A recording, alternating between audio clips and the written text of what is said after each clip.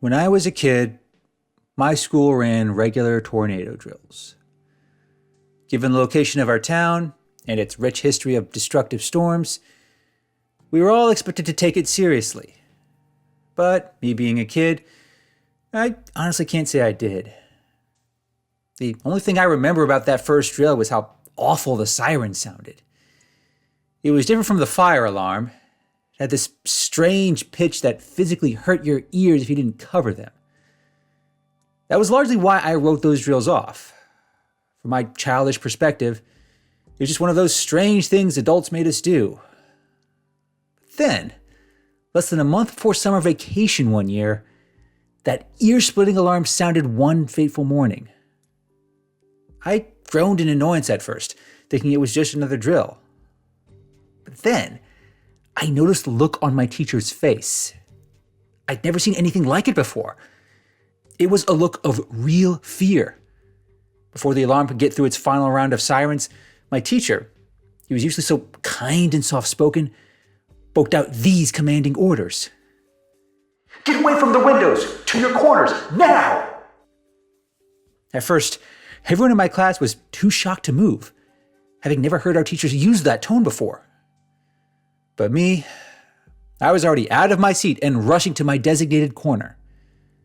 Suddenly, those drills that I found so annoying, they became the most important bit of knowledge in my entire life.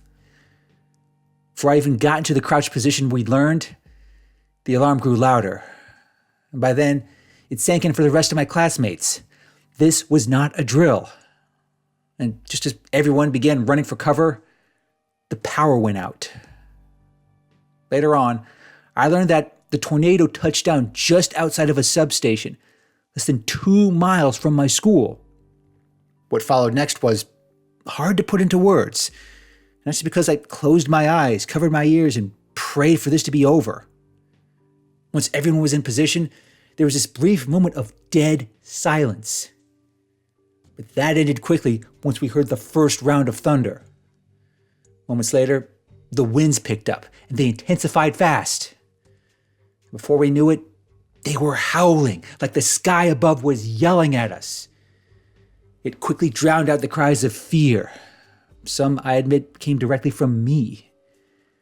But it wasn't just the wind. Glass from the window broke. Parts of my school shook. I could even feel the floor beneath me shaking. The storm might have lasted 20 minutes, but I swear, it felt 10 times longer than that. And even when it was over, even after my teacher told us the storm had passed, I didn't want to get up. I probably stayed crouched in that corner longer than any other kid. But no one made a big deal about it. Even the toughest kid in that class couldn't hide how scared they were. And when I finally did open my eyes, I knew that nothing would ever be the same. That storm, it ended up being the worst to hit my hometown in over 80 years. And the tornado that came from it, it ended up running right through my school. The entire western part of the building was seriously damaged. One area even collapsed. A handful of students and 2 teachers actually died as a result. It's one of the biggest tragedies in the history of the region.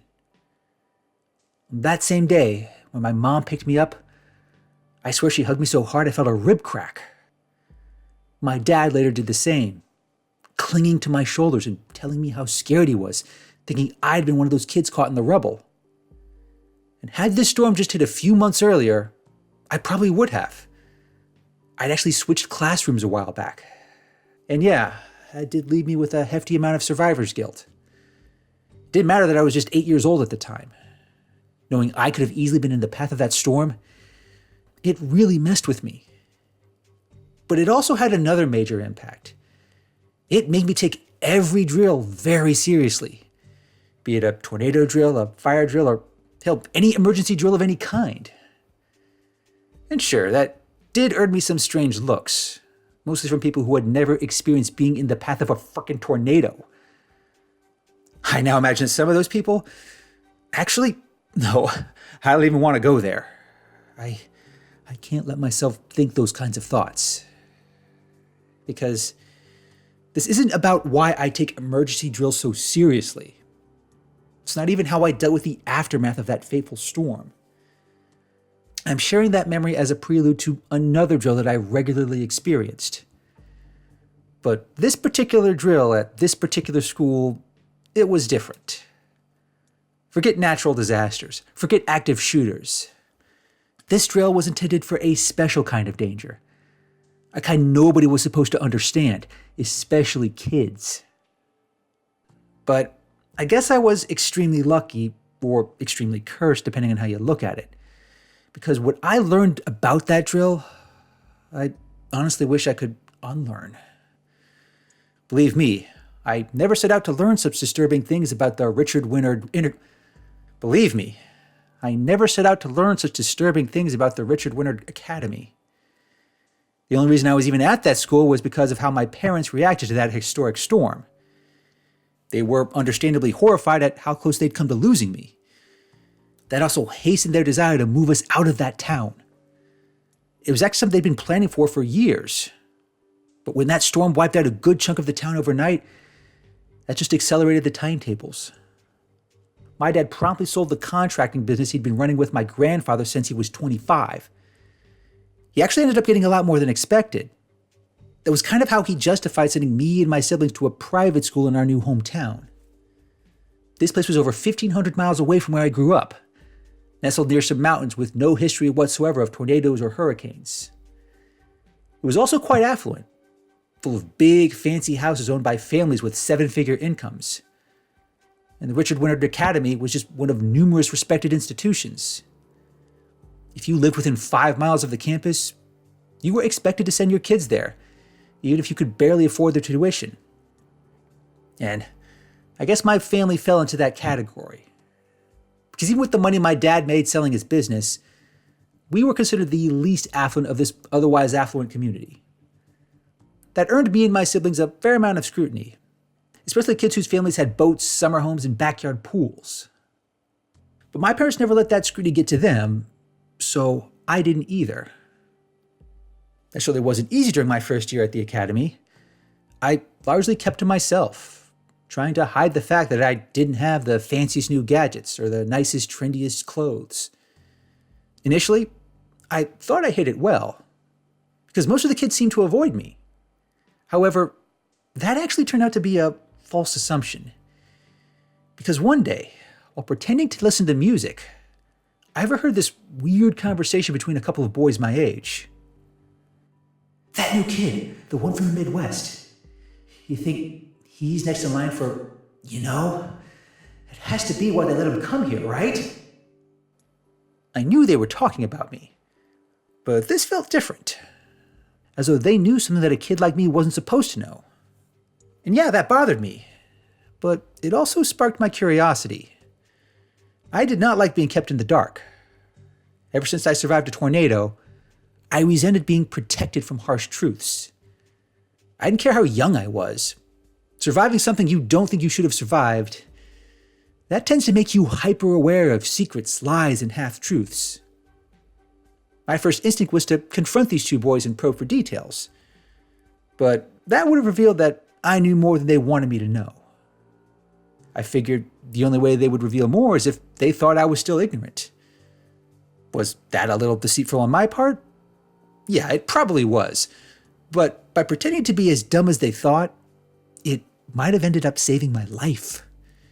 Because around the same time, the principal of Richard Winard Academy announced they would start conducting regular drills. This was to be on top of the usual fire drills and active shooter drills that every school in the region had to exercise. But this particular drill was unique to the school. And according to the principal, it went like this.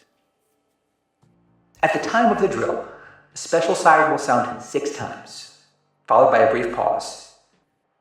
During that time, everyone is to stop what they're doing immediately. Then the siren will sound again 6 more times. Before the last siren sounds, every teacher is to turn off every light. After the 6th siren, all students must immediately take cover along the nearest wall. Stay away from the windows if possible, but the most important part is to cover your ears, close your eyes, and silently count to 166 at the pace of a ticking clock. At no point in the interim is anyone to look up, talk to one another, or make any loud noises of any kind. Any violation to these rules is grounds for immediate and severe disciplinary action. I admit, it was a strange procedure. It was also oddly specific, having a special siren and requiring everyone to keep their eyes closed. There was also a much greater urgency compared to a typical fire drill. I distinctly remember a lot of teachers tensing before they heard the principal lay out each step. I imagine they heard it many times before, but unlike other drills, this didn't feel like just another arbitrary school policy. But later that week, when the time actually came to conduct this strange drill, every kid, regardless of their background or reputation, acted with the same urgency as every adult. It actually happened early in the morning. I was in the middle of a chemistry test, which I hadn't studied for and was expecting to fail. But then, that strange siren went off. Without even thinking, I found myself counting each sequence. And when it got to 6, the drill commenced. Me being more sensitive to drills than others, I moved quickly. I was among the very first to get into position. But just before I closed my eyes, I saw Mr. Lang turn off the lights and close the door. But my eyes were already closed and my ears were already covered. And, just as instructed, I started counting to 166 once the last siren went off.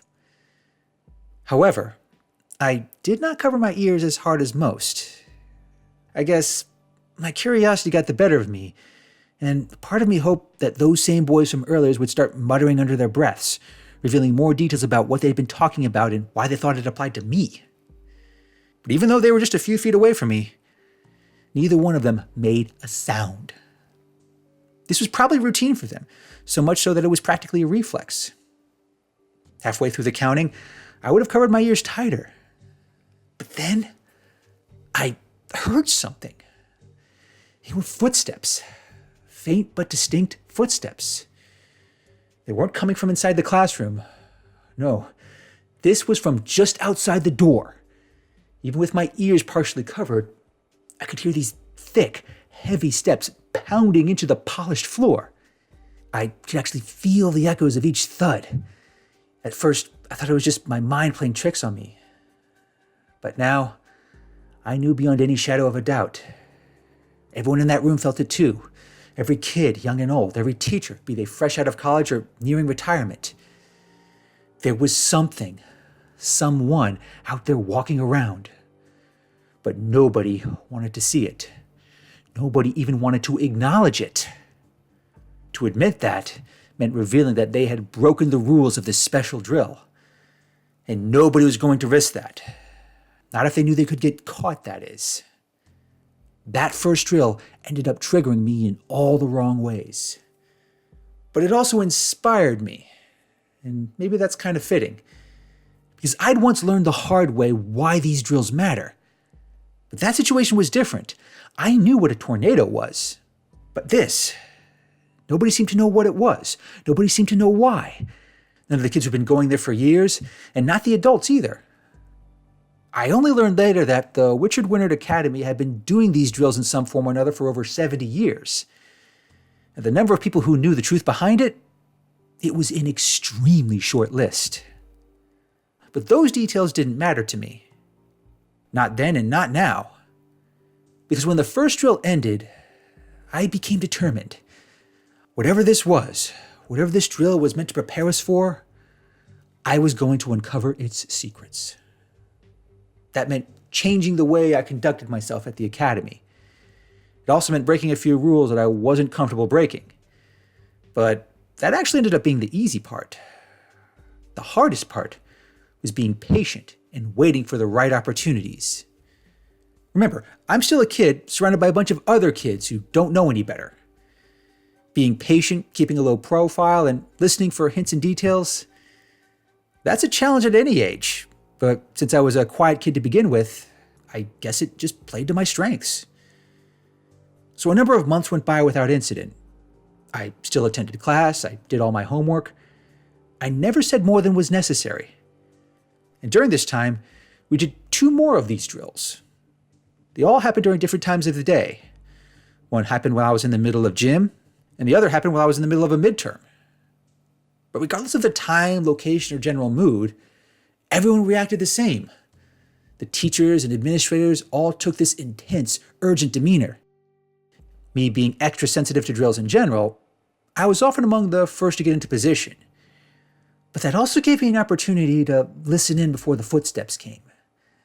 While covering my ears lightly, I could hear some of the kids murmuring amongst themselves. It would often go something like this. Who will it get? How would we even know? Please don't be me. Please don't be me. I hope it's me this time. If I finally give my parents what they want. It was a lot to process. At the same time, I still had to be totally still, pretending my ears were completely covered, counting under my breath like the teachers instructed. But each time it happened, I still heard it. Those deep, heavy footsteps. They always seemed so close, yet too far to risk looking. On the third time the drill happened, I swear the footsteps were even closer, but I never felt any presence near me, other than the teachers and the other kids next to me. But it was also after that third drill that I noticed something else. The day after we ran that drill, a student would just disappear. But by that, I don't mean they outright vanished. It was more like one day they were enrolled at the Richard Wyndham Academy, and the next, they weren't. There was never much explanation given. The first time it happened, my math teacher, Miss Haynes, just said they transferred to another school. She was really casual about it, so most didn't give it a second thought. After all, students came and went all throughout the year. But someone always went after we did one of those drills. No exceptions. It was a pattern that I doubt I was the first to notice. But everyone just seemed eager to accept any explanation, be it a transfer, a medical condition, or death in the family. Even if the kid was popular or well-liked by the teachers, everyone just wanted to forget about them as quickly as possible. Life would go on, the school would go on, everyone else just continued until the next drill. Over the course of the next 3 years, I closely tracked this pattern. With every drill, I conditioned myself to listen and take notes of who was there one day and who was gone the next. I also got very good at listening closer to what others said under their breaths and in secret. Even if it was taboo to talk about, everyone found a way to bring it up. These older girls in my gym class would call it the payment. And they saw these drills as a means of collecting that payment. This one girl, Colleen, whose family was very well connected, said the academy had some sort of arrangement with some shady organization that predates the school. She even claimed the organization was some sort of secret society that performed rituals. And the drill just happened to be part of it. Now, I found that intriguing, but I doubted it was ever more than partially right. Because it didn't explain why a student would always leave the day after the drill. Then there were another group of boys who I shared an English class with. Their families all went to the same country club. And the oldest, a boy named Mitch, claimed that the drill was in response to a curse that had been placed on the town by a Native American shaman. That might seem a bit out there, but I did later confirm that this community had been built over an old Native American village. The academy itself wasn't far from a burial site, and the curse, according to Mitch, was the spirits of the natives claiming the soul of a child. It was their way of making us pay for the children they'd lost. And that did fill a number of blanks, but therein lies the problem. It was a bit too convenient. It's exactly the kind of explanation you'd expect of kids and teenagers who share one too many ghost stories.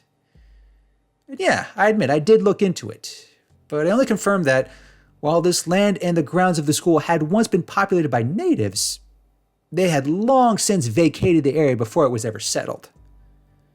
But stories like this only convinced me that there were special forces at work with these drills.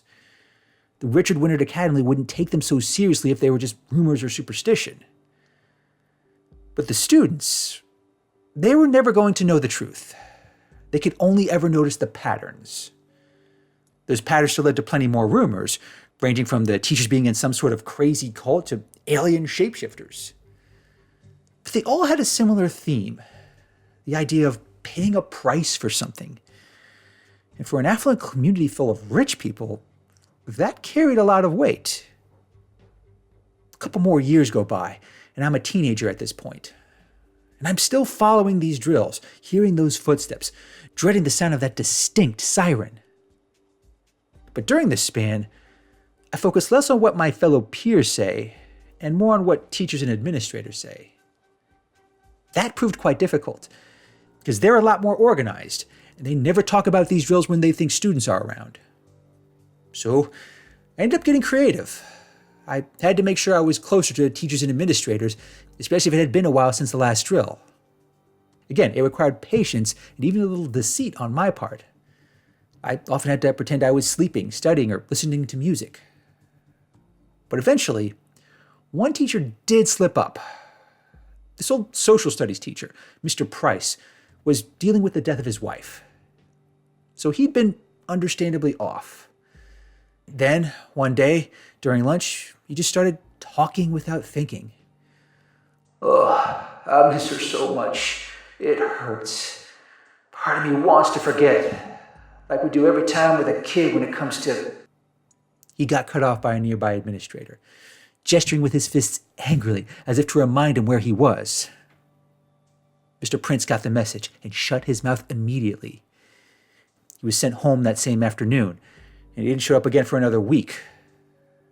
The principal must have thought nobody had been close enough to hear what he said. But that was the break I'd been waiting for.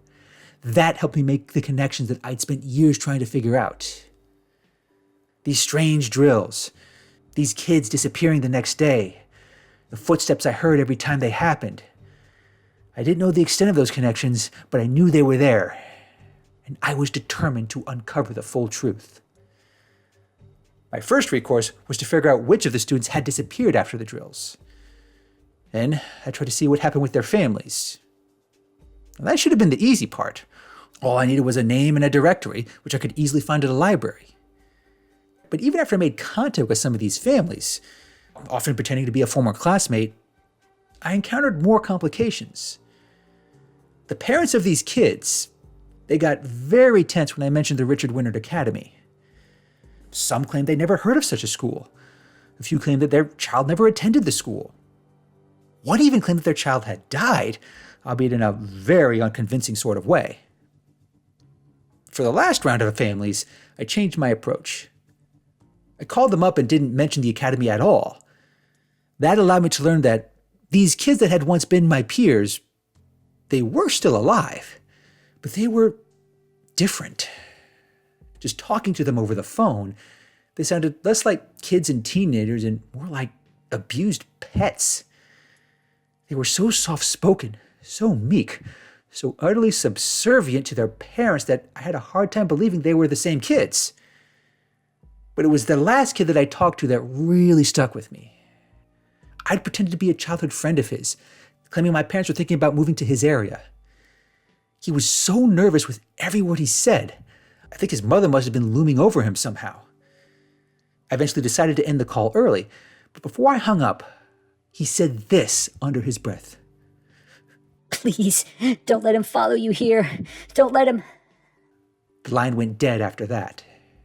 From that day forward, I couldn't reach another parent from any of the other kids. I suspect word got out. Someone was trying to uncover the secrets of the Richard Wynard Academy. And they were getting too close. From that day forward, I hit a dead end. There was nothing I could do other than keep doing the drills with the rest of the school and trying not to notice when a kid disappeared. Even when I tried to listen in for more details, even when I tried to track the footsteps I heard every time, I learned nothing. Every teacher, every administrator, hell, even the janitorial staff, they were all more secretive. Eventually, I got to my senior year. I was set to graduate the academy in the spring. So I was running out of time, but I was no closer to learning the truth.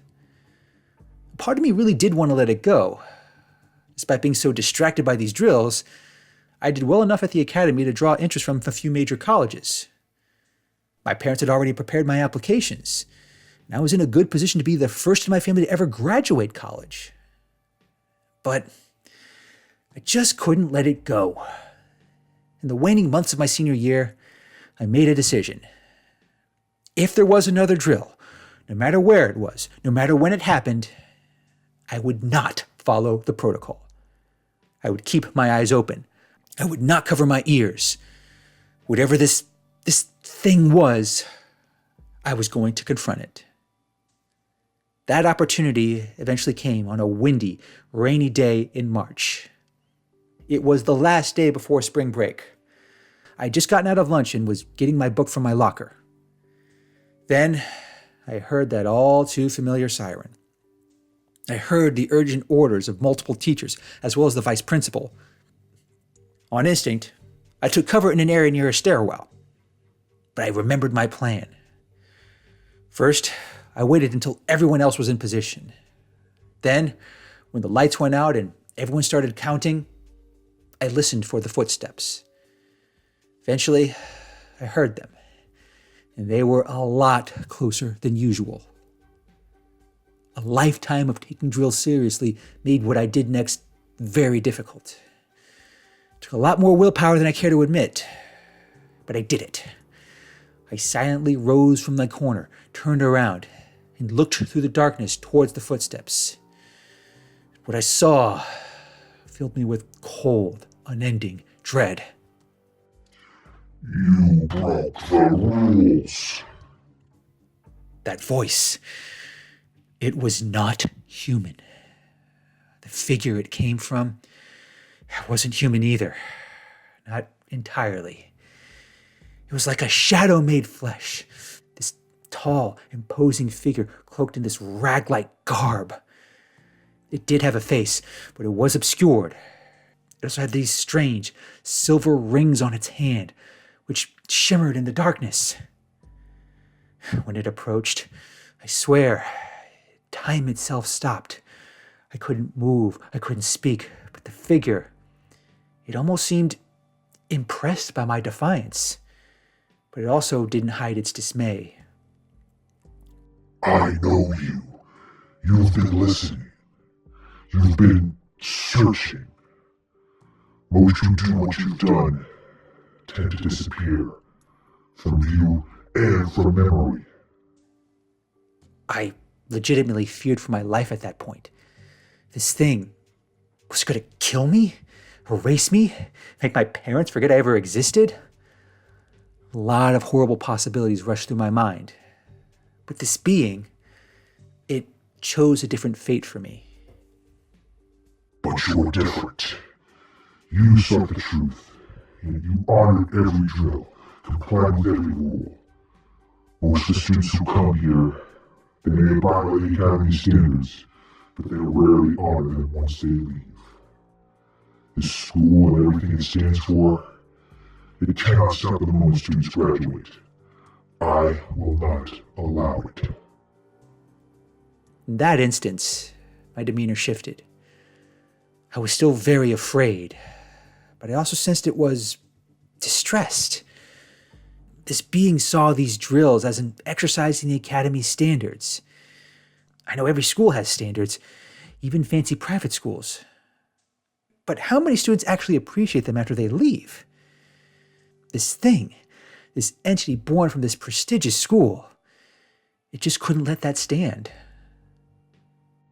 Parents from wealthy families send their kids here, but they don't just seek education. They want kids who will play by their rules, live up to their family legacy, and be the child their parents desire. Some do it willingly, but others do not.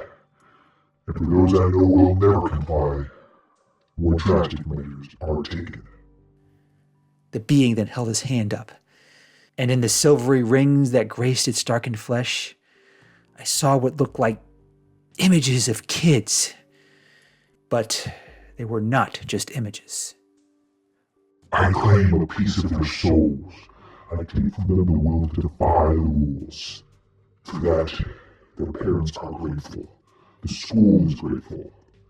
I obtain at least part of what I seek. But with each passing year, my task grows more difficult. Since you have broken the rules of this drill, you must pay a price.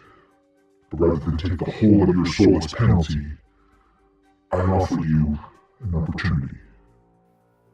What was said to me after that, it is not for me to reveal. As for the nature of that opportunity, I can only say that, had I refused, I would not be sharing this with you right now. But the fact that I am, the fact that I'm even allowed to share the secrets of the Richard Renard Academy, that should do more than enough to confirm the decision I made and why I made it. Because as I tell this story and share it for anyone with an internet connection to hear, I do so as the recently appointed principal of the Richard Renard Academy. While the name of the academy has since changed, rest assured, those who know how to find it already know its new title. And they also know what this academy can offer that others do not.